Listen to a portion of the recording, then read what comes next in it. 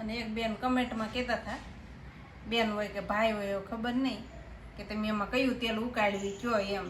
તો આ તલનું તેલ હતું એમાં, અને એ શુદ્ધિનું બધું પૂછતા હતા. તો જો મને પાવ આવે તો આપણે પાવ ગરમ કરવાના છે હવે, અને પછી બે જવું વાળું કરવા. કેવી અસલની બની ગઈ છે.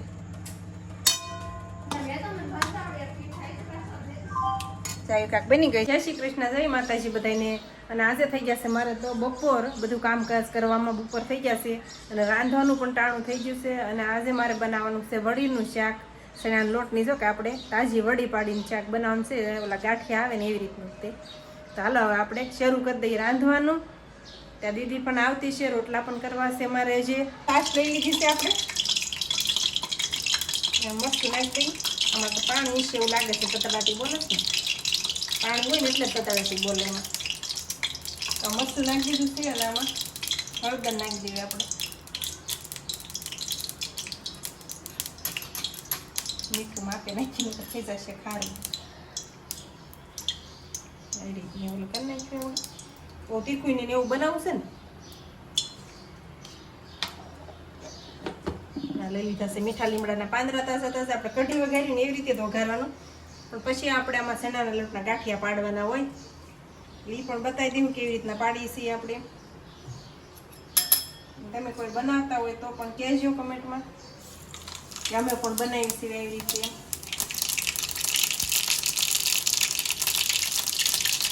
વઘાર લઈ લીધો પેલા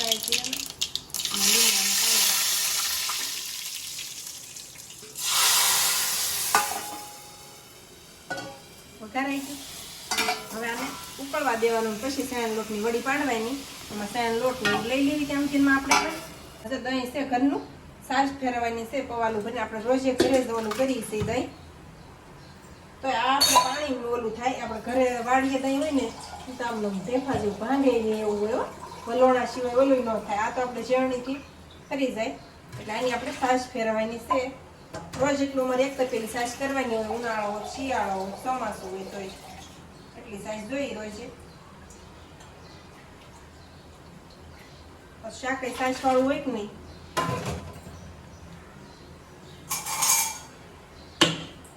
અમુક અમુક શાક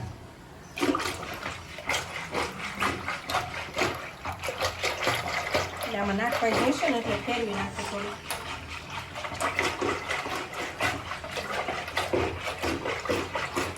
લોટનું શાક તો છાશમાં તો સારું લાગે. કઢી ઘોડે જ ખાટું મીઠું ખાય તો મસ્ત લાગે. આપણે કંઈ ઘી નથી ઉતારવાનું. બહુ વાર લાગી છે ને આમાં ઉતરે કેટલી ને જરી કેવું ઉતરે. ચણાનો લોટ લઈને તૈયાર કરી નાખ્યો છે મેં. મીઠું મરચું બધું નાખી દીધું છે. આમાં થોડું તેલ પણ નાખ્યું છે ને આ ચણાનો લોટ નાખી દીધો છે. હવે આપણે પાણી નાખીને લોટ ઓલો કરી નાખીને આ શાકે ઉકળવા માંડ્યું છે. લોટ કરી દીધો છે તૈયાર. અને શાક જો આપણે રસોઈ ઉકળી જશે. એટલે હવે આપણે આને આમાં નાખીએ.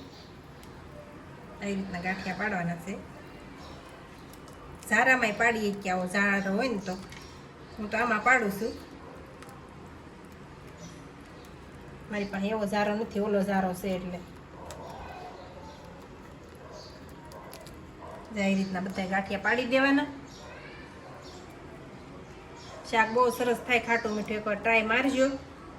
અમારે બધાને ભાવે છે આ શાક. કા ઓલા ગાંઠિયા આપણે લાવીએ ને તૈયાર, એના કરતાં આ શાક મસ્ત લાગે. ગેસ જરીક વધારે દેતું દે. બસ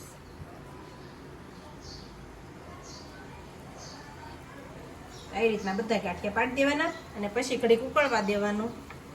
તો શાક થઈ જાય આપણું તૈયાર. તો કેવા ગાંઠિયા બધા મીઠા છે ઉકળવા.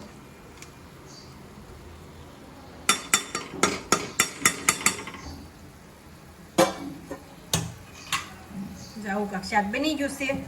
નાને હવે આપણે ઉકળવા દેવાનું છે. સરખાઈથી ઉકળી જાય ને પછી ઉતારવાનું છે. શાક બનીને થઈ ગયું છે. તો શાક મસ્ત બનીને થઈ ગયું છે તૈયાર. ચાવ કંઈક બની ગયું છે. અને આ રોટલા પણ બની ગયા છે. અને આ છે છાશ ઠંડી ઠંડી. છાશ તો જો કે આકડી ફેરવી છે, ફ્રીજમાં મૂકી હતી એટલે ઠંડી તો થઈ જ ગઈ હોય. આવું કાંક શાક બન્યું છે અમારે સરસ મજાનું. તો હાલો બધા જમવા આવે, આપણે જમી લઈએ હવે. તો આ જો તેલ અમારું માથામાં નાખવાનું જેમ બનાવ્યું હતું ને એટલું ઓછું થયું છે. જો આમાંથી આ બોટલમાં, આની આ બોટલમાં ભર્યું એટલું બળ્યું, નકર અહીંયા સુધી ભરેલી હતી એટલે એટલું ઓછું થાય. અને તેલ તો જો બહુ મસ્ત બની ગયું છે. અને આ તલનું તેલ છે, મેં તલનું તેલ યુઝ કર્યું હતું. અને આ ટોપરાનું તેલ છે. ટોપરાનું તેલ લાવેલા હતા ને તલનું લાવેલા હતા એટલે મેં તલનું તેલ યુઝ કર્યું છે. અને આ છે ટોપરાનું છે, આને આપણે નથી કાંઈ બનાવ્યું, આ આમનામ છે. જે બે તેલ લાવ્યા હતા એટલે જે સારું લાગે એટલે મેં પહેલાં તલનું તેલને ટ્રાય માર્યું. અને એક બેન કમેન્ટમાં કહેતા હતા, બેન હોય કે ભાઈ હોય એવું ખબર નહીં, કે તમે એમાં કયું તેલ ઉકાળવી કયો એમ. તો આ તલનું તેલ હતું એમાં. અને એ શુદ્ધિનું બધું પૂછતા હતા. તો જો મને એ બધીને તો નથી ખબર, પણ અમુકની ખબર છે. એટલે મહેંદી ને મીઠો લીમડો ને એવું હતું, અને આંબળા ને ભાંગરો ને બધી વસ્તુની તો મને નથી ખબર, નામ ન આવડે જો કે મને. એવું બધું છે. અને આવું કાંક તેલ બની ગયું છે ને આજ તો મેં નાખ્યું પણ માથામાં. એટલે હવે કેવું એનું રિઝલ્ટ આવે છે તરત તો ન આવે કાંઈ, 15-20 મહિનો એક આપણે વાપરીએ તો એ ખબર પડે કેવું રિઝલ્ટ આવ્યું છે. સારું હશે તો હું કહીશ તમને બધાને કે આ સારું છે તેલ એમ.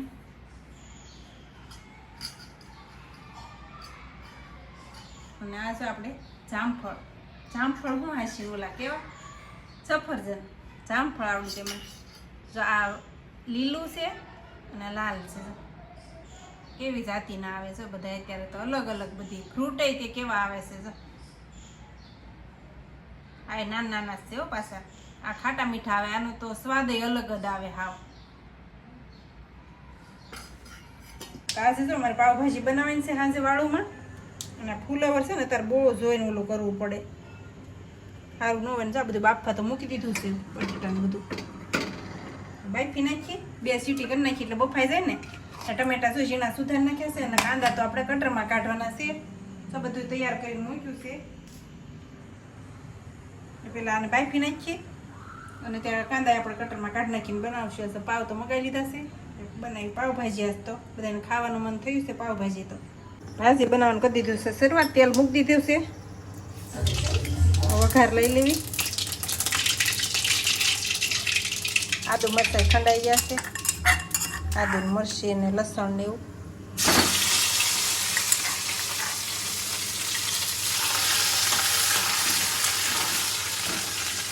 હવે આ કાંદા છે કટરમાં કાઢેલા, એ કાંદા નાખી દેવાના. હવે કાંદા સડી જાય પછી ટમેટા નાખવાના છે. જો કાંદા નાખી દીધા છે અને કાંદા જાય એ રીતે બ્રાઉન થઈ જાય ને પછી આ ટમેટા નાખવાના છે. તો ટમેટા એને ખાઈ ગયા છે અને કાંદા એને ખાઈ ગયા. હવે ટમેટાને સરખા હાવ ગ્રેવી થઈ જાય ને એવી રીતના ચડવા દેવાના છે. પછી આપણે મરચું ને હળદર ને એવું બધું નાખવાનું છે. તો જો બટેટા ને એવું બફાઈને થઈ ગયું તૈયાર. તેના એવી રીતે ઓલા કરી દેવાના.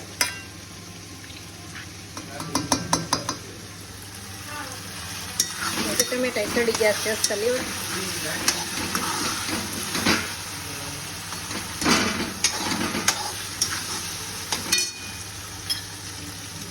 થોડીક હળદર નાખી દીધી, આ ધાણા જીરું, લાલ મરચું નાખી દીધી. મસાલો છેલ્લે નાખવાનો છે હાવ. જો કે ભાજી છે તીખી જ બનાવવી પડશે, હાવ મોળી નહીં ભાવે.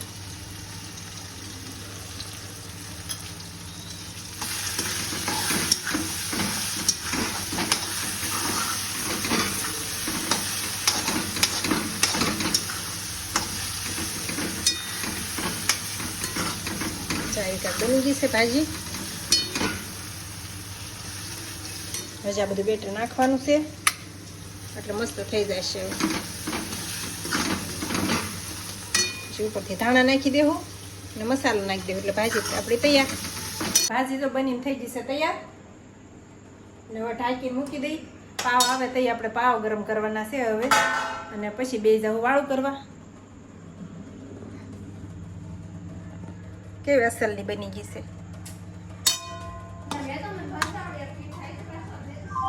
ચાય કાક બની ગઈ છે અત્યારે તો.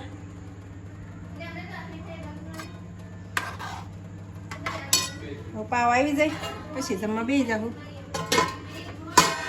બનીને થઈ જશે કમ્પ્લીટ. હવે ચાલીસમાં લેવાઈ ગઈ. આ દીદીએ પણ લઈ લીધી ને એમાં જો પાસે લીંબુ હોય તેની ઉપરથી નાખશે. ખાટી મીઠી લાગે ને મસ્ત લાગે. અને આ પાવ પણ આપણે આવી જશે એટલે પાવને શેકી નાખ્યા છે મસ્ત. ચાખી ડીશ ભરી અને આમાં તો ઠંડી ઠંડી છાશ. તો હાલો બધું વાળું કરવા આવે આપણે વાળું કરી લઈએ હવે.